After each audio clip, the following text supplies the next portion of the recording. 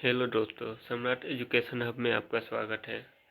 तो दोस्तों, आप सबको पता है कि हम यूपीएससी के प्रीलिम्स के पीवाईक्यू करा रहे थे 2026 के एग्ज़ाम को देखते हुए, ताकि हमें ये मालूम चले कि प्रीलिम्स में कैसा प्रश्न पूछा जा रहा है, किस टॉपिक से पूछा जा रहा है और किस टॉपिक से कितना प्रश्न पूछा जा रहा है। उसके अनुसार हम उस टॉपिक पे ज़्यादा महत्वपूर्ण देंगे 2026 के प्रीलिम्स के लिए।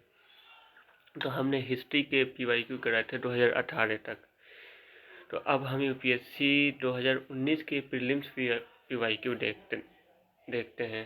तो चलिए दोस्तों, हम आज के पहले प्रश्न से शुरू करते हैं।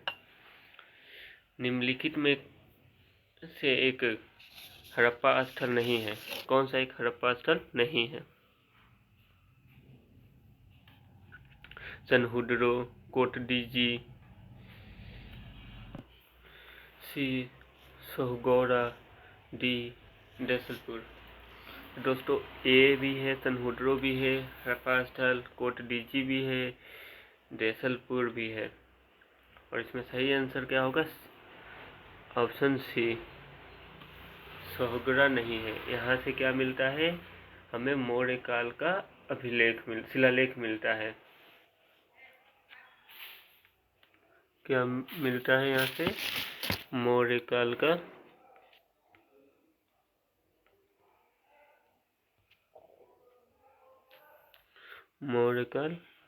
शिलालेख।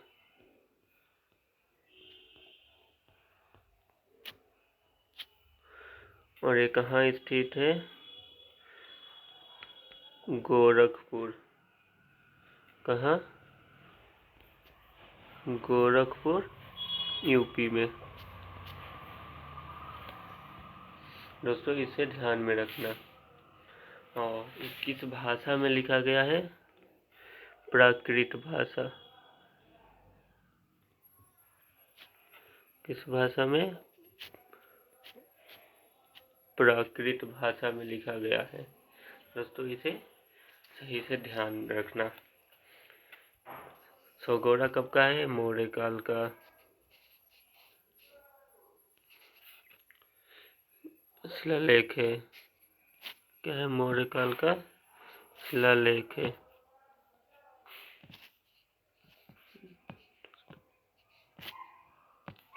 मौर्य काल का शिलालेख है। कहाँ है? गोरखपुर में, यूपी में। कौन से भाषा में लिखा गया? प्राकृत में। दोस्तों, हम अगले प्रश्न को देखते हैं। निम्नलिखित में से किस उभारदार मूर्ति शिल्प शिलालेख में अशोक के प्रस्तर रूप चित्र के साथ अशोक यानी राजा अशोक उल्लिखित है? Number A, Kanaganahalli, number B, Sanchi, number C, Shahbazgarhi, number D, Sohgaura. तो इसमें सही आंसर होगा दोस्तों नंबर ए, कंगनहल्ली। सोहगौड़ा के बारे में अभी हम बताए थे। और जैसे और इसके बारे में और अलग से बता रहे हैं, जो है वो क्या बोलते हैं, मास्की अभिलेख, मास्की शिलालेख।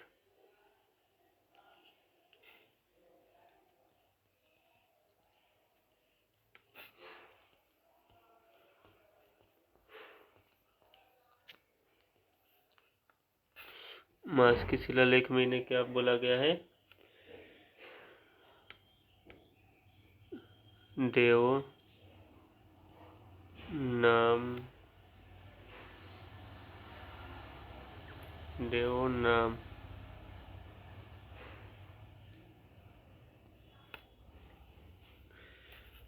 प्रियदर्शी।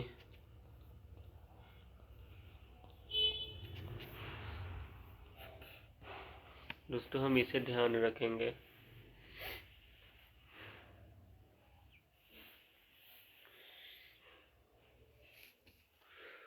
हम अगले प्रश्न को देखते हैं दोस्तों। गुप्त काल के दौरान भारत में बालताश्रम यानी वृष्टि के संदर्भ में निम्नलिखित में कौन सा कथन सही है? ए, इसे राज्य के एक आय का स्रोत इसे राज्य के लिए एक आय का स्रोत, जनता द्वारा दिया जाने वाला एक प्रकार का कर माना जाता था। ऑप्शन बी, यह गुप्त साम्राज्य के मध्य प्रदेश तथा कठियावाड़ क्षेत्र में पूर्णतः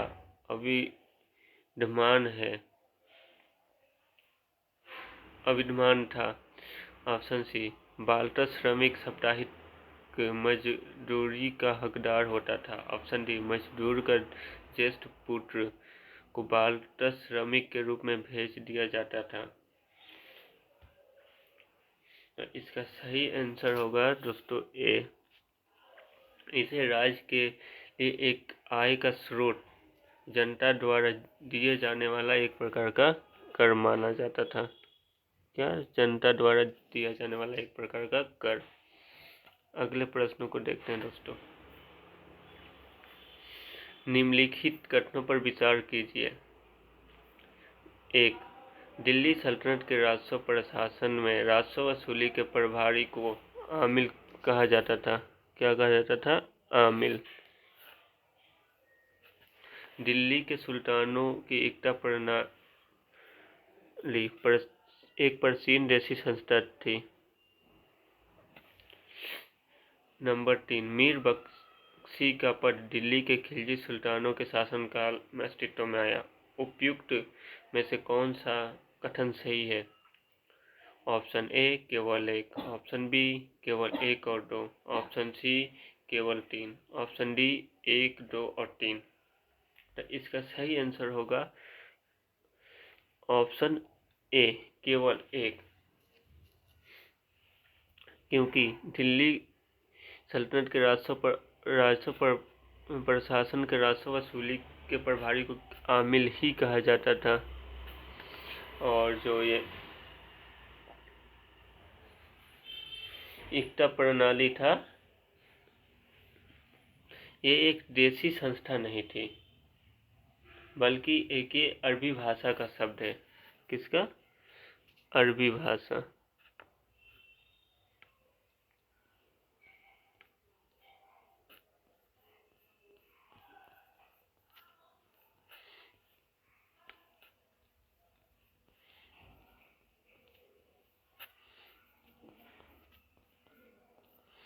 कौन सा दोस्तों? अरबी भाषा। और जो ये मीर बख्शी का पद है, ये खिलजी सुल्तानों के शासनकाल में नहीं, ये अकबर के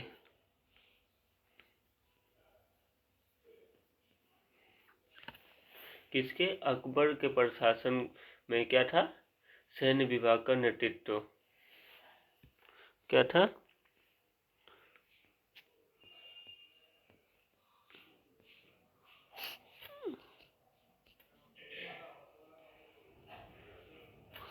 सैन्य विभाग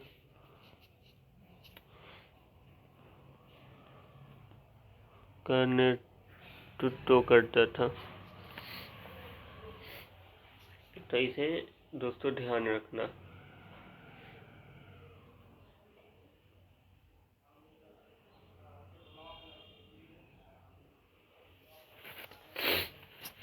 ये अरबी भाषा का शब्द है और ये देसी नहीं, ये कहाँ के? ये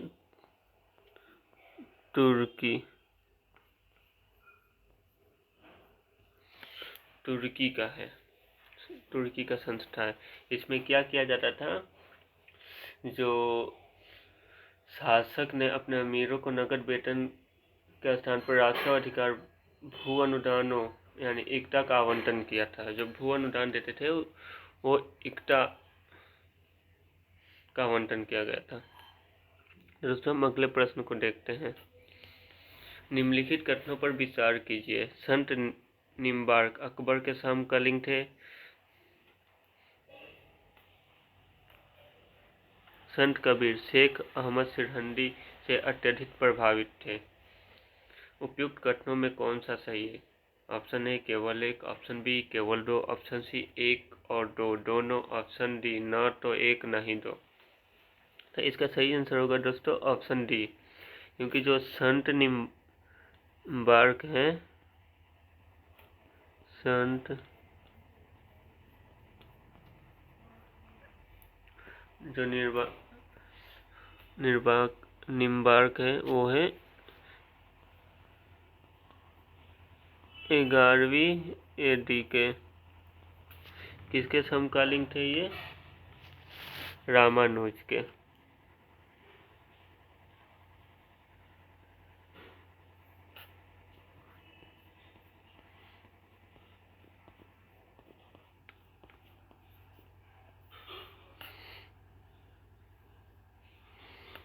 और ये कौन थे? तेलुगु ब्राह्मण थे।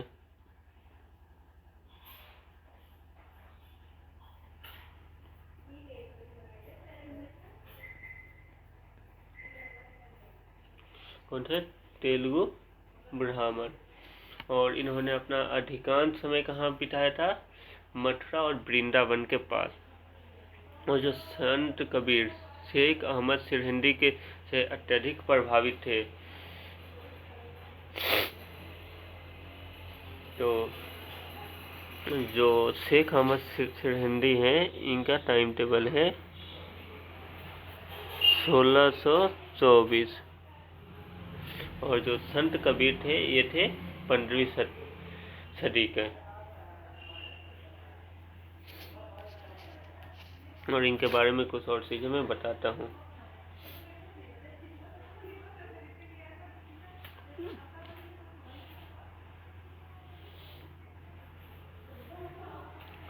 कबीर के बारे में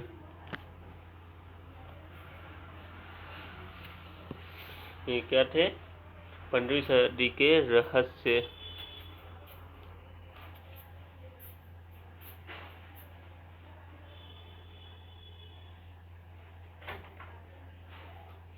रहस्यवादी कवि।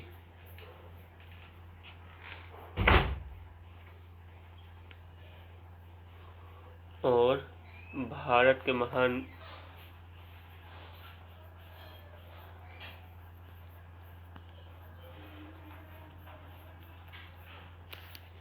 भक्ति संत। ध्यान रखना तो ये कौन थे? भक्ति संत थे।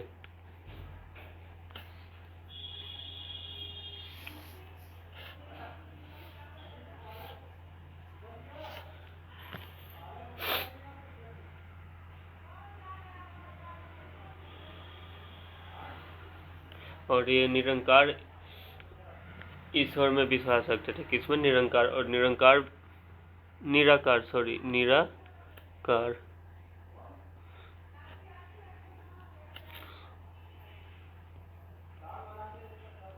और निराकार ईश्वर में किस किस को मानते थे? राम,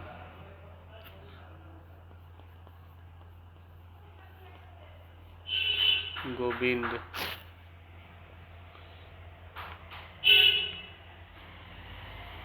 हरि या रघुनाथ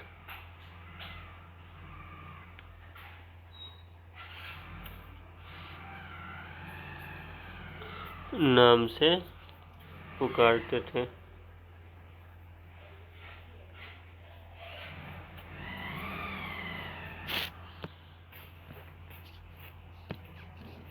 दोस्तों याद रखना, जो संत निम्बार्क थे वो अकबर के समकालीन नहीं थे, रामानुज के समकालीन थे और तेलुगु ब्राह्मण थे 11वीं शताब्दी में।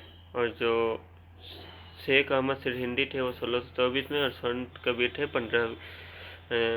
15वीं सदी में। और ये एक रहस्यवादी कवि और भारत के महान भक्ति संत है। ये निराकार ईश्वर को राम, गोविंद, हरि और रघुनाथ नाम से पुकारते थे। तो हम अगले प्रश्न को अब देखते हैं।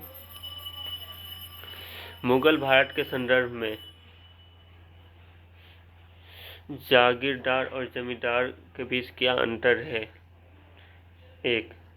जागीरदारों के पास न्यायिक और पुलिस दायित्वों का एक एवज में भूमि आवंटनों का अधिकार होता था, जबकि जमींदारों के पास राजस्व अधिकार होते थे। उन पर राजस्व उगाही का छोड़कर अन्य कोई दायित्व पूरा करने की बाध्यता नहीं होती थी। दूसरा, जागीरदारों को किए गए भूमि आवंटन वंशानुगत होते थे और जमींदारों का राजस्व अधिकार वंशानुगत नहीं होते थे। नीचे दिए गए कूट का प्रयोग कर सही उत्तर चुनिए। ऑप्शन ए केवल एक, ऑप्शन बी केवल दो, ऑप्शन सी एक और दो दोनों, ऑप्शन डी न तो एक न ही दो। तो दोस्तों इसका सही आंसर क्या होगा? Option D.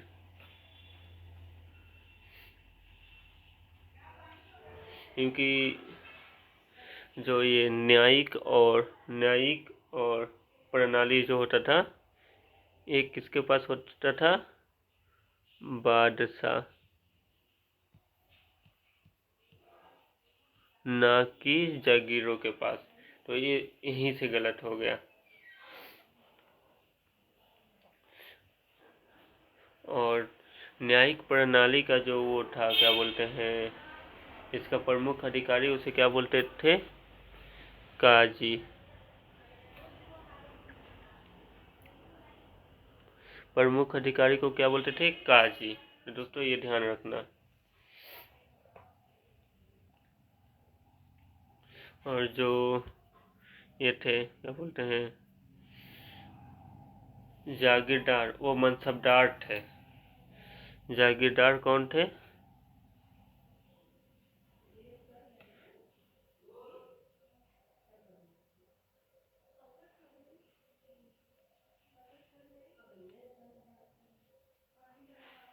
मनसबदार थे। जागीर कौन थे? मनसबदार थे।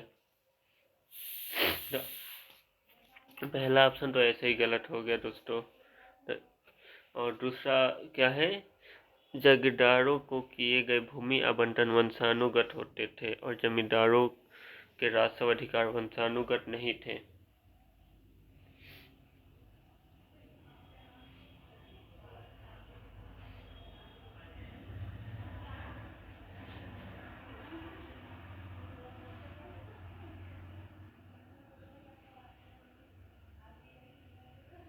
तो जो ये जमींदारों का राजस्व अधिकार था, ये वंशानुगत नहीं लिखा है ना, तो ये गलत होगा। यहाँ पे क्या होगा? वंशानुगत होते थे। तो ये भी गलत है। तो इसका दोनों आंसर क्या है? गलत है। अगले प्रश्न को अब देखते हैं।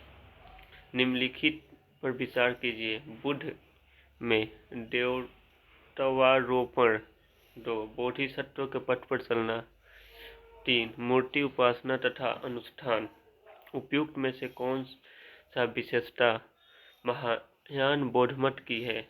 ऑप्शन ए केवल एक, ऑप्शन बी एक और दो, ऑप्शन सी 2 और 3, ऑप्शन डी 1, 2 और 3। तो हमें दोस्तों क्या पूछा है? महायान बौद्ध मत की विशेषताएं पूछा है। तो महायान में बुद्ध को देवता माना गया है, राइट।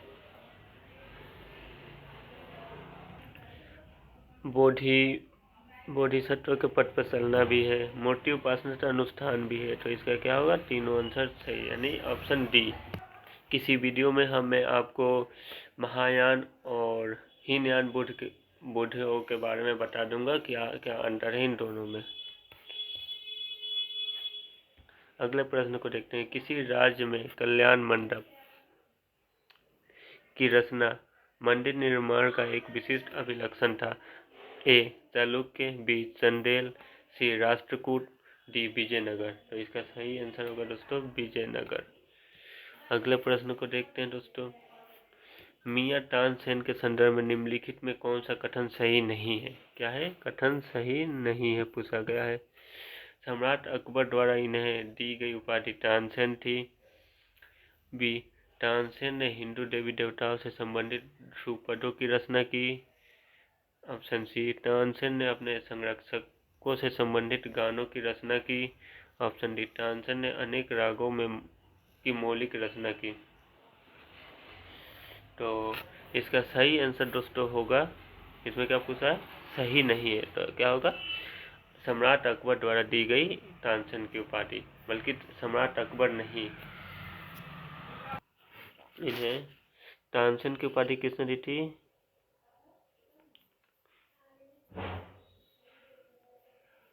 ग्वालियर के राजा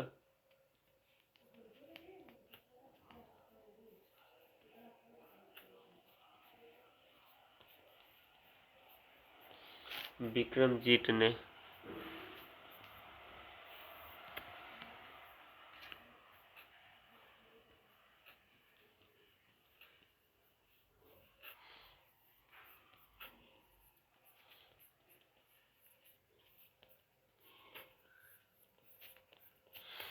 उपाधि दी। दोस्तों हम अगले प्रश्न को देखते हैं। इनमें से किस मुगल सम्राट ने सचित्र पांडुलिपियों से ध्यान हटाकर चित्राधार यानी एल्बम और व्यक्तित्व रूप चित्रों पर अधिक जोर दिया? Option A Humayun, option B Akbar, option C Jahangir, option D Shahjahan. तो इसका सही आंसर होगा दोस्तों जहांगीर। क्या होगा दोस्तों? जहांगीर। दोस्तों हम अगले प्रश्न को देखते हैं। निम्नलिखित युग्मों पर विचार कीजिए। प्रसिद्ध स्थान और नदी। पंढरपुर, चंद्रभागा नदी। दूसरा तिरुचिरापल्ली कावेरी नदी के किनार पे। हम्पी मालप्रभा नदी के किनार पर। उपयुक्त युग में से कौन सा युग्म सही सुमेलित है? क्या सही सुमेलित पूछा गया? ऑप्शन ए केवल एक, और यहाँ पे केवल एक नहीं होगा, यहाँ पे एक और दो है।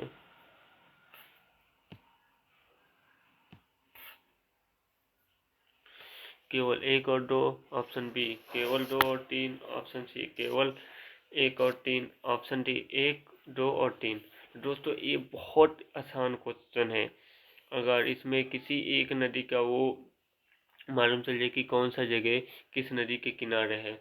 जैसे मान लीजिए हमें एक और दो हमें नहीं मालूम कौन कौन किस नदी के किनारे है, हम तीसरे से आंसर निकाल सकते हैं। जो हम्पी है ये मालप्रभा नहीं, ये कहाँ पे है? तुंगभद्रा नदी के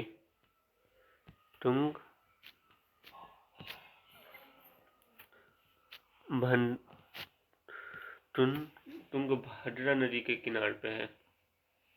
तो तीसरा ऑप्शन इसमें गलत है। तो तीसरा यहाँ पे है गलत, यहाँ पे है गलत, यहाँ पे है। तो इसका सही आंसर क्या होगा? Option A. तो दोस्तों हम अगले प्रश्न को तो दोस्तों आज का यही लास्ट प्रश्न था। 2019 में टोटल 11 प्रश्न पूछा है एंशियंट एंड मेडाइवल हिस्ट्री से। तो दोस्तों टॉपिक मालूम ही चला गया होगा कि कैसे कैसे टॉपिक पूछा है, कहाँ कहाँ से पूछा है। और दोस्तों आप सभी लोगों के लिए एक खुशखबरी है। दोस्तों ये सब एक खुशखबरी है। UPSI, UP police, Delhi police की हमारी रीजनिंग की क्लासें चल रही है। अभी स्टार्ट हुई है कोडिंग डिकोडिंग। सुबह कहाँ पे? यूट्यूब पे लाइव होगा। कहाँ पे? हमारे अपने चैनल सम्राट एजुकेशन हब पे। कहाँ? सम्राट एजुकेशन हब पे लाइव होगा। अभी यूपी पुलिस की, और जो यूपी पुलिस की भर्ती है इसी महीने कितना आने वाली है? 25 के, मतलब 25,000 भर्ती आने वाली है। हम आज या कल तक इस पे वीडियो बना के हम डाल देंगे अपने आपके अपने चैनल सम्राट एजुकेशन हब पे। और यही नहीं, एसएससी जीडी कांस्टेबल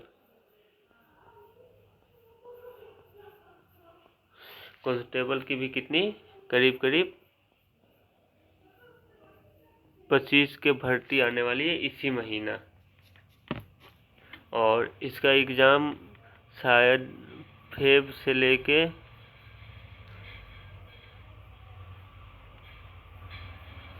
अप्रैल तक के बीच होगा। तो दोस्तों आप जो हमारी क्लासेस चल रही है हमारे चैनल सम्राट एजुकेशन हब पे रीजनिंग की, अभी हम शुरू से ही शुरू किए हैं दोस्तों। अभी कोडिंग डिकोडिंग 2-3 क्लासेस हुई है, जैसे अल्फ़ाबेट सीरीज हुआ है और नंबर सीरीज हुआ है और डायरेक्शन एंड डिस्टेंस हुआ है, और ये चौथी टॉपिक है कोडिंग डिकोडिंग। तो दोस्तों आप इसे देख सकते हैं। और ये कितने बजे दोस्तों? सुबह 9 से 10 लाइव। और मैथ के क्लासेस भी चल रही है अभी। मैथ के ये तीसरी टॉपिक की क्लासेस है। ये सुबह होती है 10 से 11। तो ये भी उसी चीज़ को देखकर यूपीएसआई, यूपी पुलिस और दिल्ली पुलिस, और जो यूपी पुलिस का भी आने वाला है, और एसएससी जीडी, इन सबको ध्यान में रखते हुए कराया जा रहा है। और ये सब या तो यूपीएसआई, या तो UP police, Delhi police, Bihar police, या एसएससी जीडी का हम पीवाईक्यू करा रहे हैं। और आप सभी को मालूम है कि पीवाईक्यू में से हमेशा 60 से 70% क्वेश्चन मिलता है। अगर हम इस पीवाईक्यू को कर लेते हैं तो लगा लीजिए हमारा 60 से 70% हो जाएगा तैयारी इस पीवाईक्यू के जरिए। तो आप लाइव जुड़ना ना भूलिए हमारे अपने चैनल सम्राट एजुकेशन हब पे। तो क्या है ये मैथ के अभी क्या चल रहा है इसमें? Ratio and proportion. कितने? सुबह 10 से 11 बजे लाइव। कहाँ लाइव चलेगा? यूट्यूब पे। और बिल्कुल फ्री में है दोस्तों क्लास है सबके लिए। और शाम को हमारी मूल विधि की क्लास चलता है। यूपीएसआई और जिस भी एग्ज़ाम में मूल विधि का सिलेबस है उन सभी एग्ज़ाम के लिए महत्वपूर्ण है, क्योंकि जो हमारी मैम है मूल विधि वाली, वो एक एक टॉपिक बहुत अच्छा से समझा रही है। कल से ही अभी स्टार्ट हुआ है क्लास, तो हमारे चैनल पे जाके देख सकते हैं मूल विधि की पहली क्लास। ये कितने बजे चलती है? ये चलती थी 3 से 4, लेकिन इसमें थोड़ा सा हम टाइम चेंज करके इसे हम 1 बजे से, सॉरी दोस्तों 1 नहीं 2 बजे से 3 बजे तक मूल विधि की लाइव क्लासेस चलती है। कोई भी क्वेरी हो मूल विधि से रिलेटेड या किसी भी टॉपिक से, तो हमें कमेंट बॉक्स में अपना क्वेरी डाल सकते हैं। और ये भी कहाँ होगी? आपके अपने चैनल सम्राट एजुकेशन हब पे लाइव चलेगी 2 से 3। आप मतलब वहाँ पे जाके एक बार देखिए कि मैम कितने बढ़िया से पढ़ा रही हैं, और इतने अच्छे से शायद ही यूट्यूब पे कोई समझाएगा। तो दोस्तों हम अगले चीज़ को देखते हैं। ये है हमारे संविधान की क्लासेस। ये कितने बजे होती है? दोपहर में ये 3 से 4 बजे तक। ये भी वही मैम करा रहे हैं जो मूल विधि करा रही हैं। इसमें भी UPSI, UP police, Delhi police और एसएससी जीडी की, इन सब के ध्यान में रख के ये क्लास कराया जा रहा है, ताकि किसी बच्चों को नुकसान ना हो और सबके लिए बेनिफिट हो। और यही नहीं, ये जैसे ख़त्म होगा हमारा क्लासेस, उसके बाद मैम पीवाईक्यू लेकर आने वाली हैं। करीब करीब 1000 मूल विधि और संविधान के लेकर 1000 क्वेश्चन के पीवाईक्यू लेकर आने वाली हैं, और एमसीक्यू लेकर आने वाली। और अभी जैसे कि 17 दिसंबर से दिल्ली पुलिस का एग्ज़ाम है। किसका? दिल्ली पुलिस का। तो जो दिल्ली पुलिस वाले बच्चे हैं वो लास्ट टाइम पे इस संविधान के लिए रीजनिंग, मैथ, अगर मैथ को मतलब देख सकते हैं रिवीजन के तौर पे, और अपनी मतलब तैयारी को और ज़बरदस्त बना सकते हैं। तो इसे देखना ना भूलें। ये कब चलती है? 3 बजे से लेकर 4 बजे तक। कहाँ लाइव चलेगी? सम्राट एजुकेशन हब पे। तो दोस्तों कैसी लगी हमारी वीडियो कमेंट करके ज़रूर बताइएगा। हमें क्या सुधार करना है ये भी बताइएगा। हम किस टॉपिक पे क्लास लेकर आए ये भी बताइएगा। और अच्छा लगा हमारा वीडियो तो लाइक करिए, सब्सक्राइब करिए और शेयर करिए अपने सब दोस्तों के पास, अपने ग्रुप में, ताकि सब बच्चों के पास पहुँचे। और अगर हमसे कांटेक्ट करना चाहते हैं तो, और किसी भी मतलब जो हमारी क्लासेस चल रही है उनका पीडीएफ चाहिए, तो पीडीएफ के लिए हमारा एक एप्लीकेशन है